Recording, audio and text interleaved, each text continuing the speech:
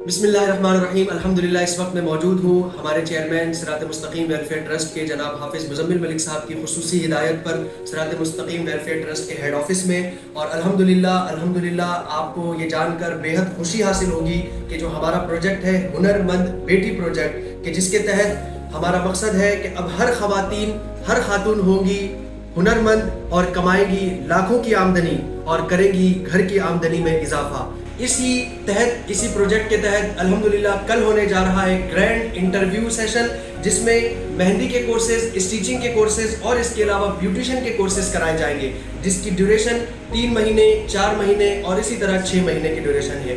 कल बरोज़ पीर 17 फरवरी दिन 1 बजे से लेकर 5 बजे तक सिरात मुस्तकीम वेलफेयर ट्रस्ट के हेड ऑफिस तशरीफ लाए, जो कि मौजूद है लियाकत चौक, गुलशन ज़िया।